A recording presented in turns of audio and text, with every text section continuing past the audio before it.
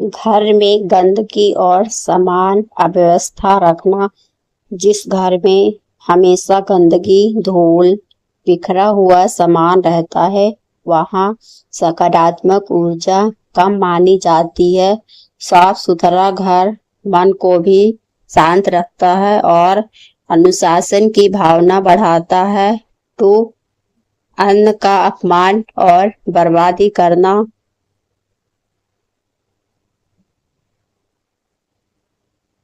अन्न को भगवान का प्रसाद माना जाता है। भोजन को फेंकना, उसकी बर्बादी करना या उसका अनादर करना शुभ नहीं माना जाता। इसलिए जितनी आवश्यकता हो उतना ही भोजन लें और बचा हुआ भोजन जरूरतमंद को देने का प्रयास करें। तीसरा, माता पिता और बुजुर्गों का अनादर।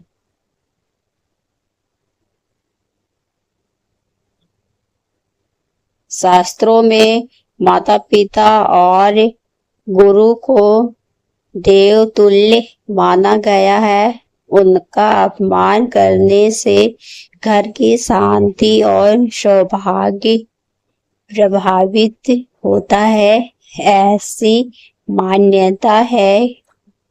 चौथा, घर में रोज झगड़ा और कलह होना।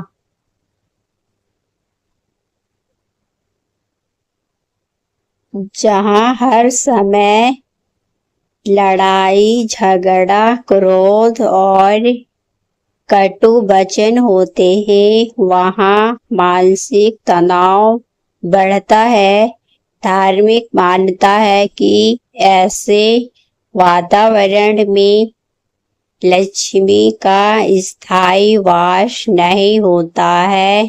पांचवा, बेईमानी और गलत तरीके से धन कमाना, छल कपट, रिश्वत, धोखाबाजी, धोखाधड़ी या अन्याय से कमाया गया धन टिकता नहीं है। ईमानदारी से कमाया गया धन ही सुख और सम्मान देता है। छठवां, आलस्य और मेहनत से बचना।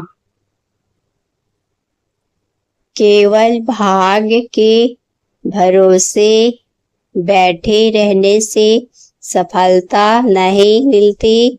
परिश्रम, समय का सदुपयोग और निरंतर प्रयास समृद्धि की नींव है। सातवां, पूजा पाठ और ईश्वर का स्मरण ना करना। धार्मिक दृष्टि से नियमित प्रार्थना, ध्यान या ईश्वर का स्मरण मन में सकारात्मकता, संजय और आत्मविश्वास बढ़ाता है।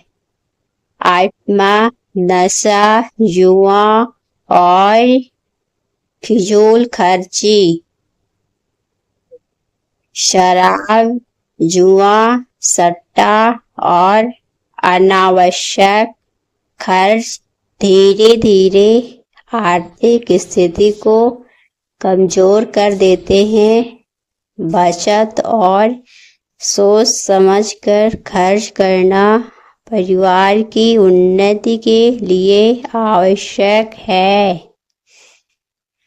अतिथि और जरूरतमंदों का अपमान। जिस घर में भारतीय परंपराओं में अतिथि देवो भव कहा गया है, अतिथि का सम्मान और जरूरतमंदों की सहायता करना पूजा का कार्य माना जाता है। 10वां, टूटी फूटी और बेकार सामान का ढेर।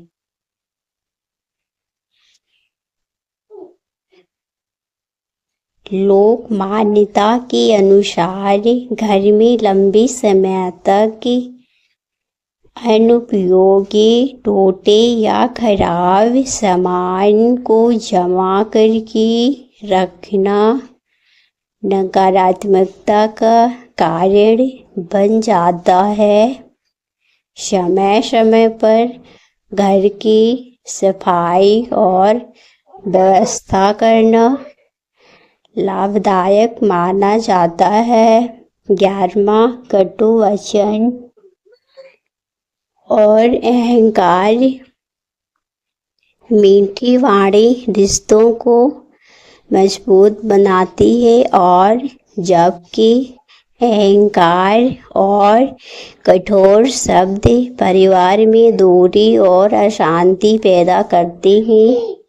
शांति, विनम्रता और सम्मान का व्यवहार घर में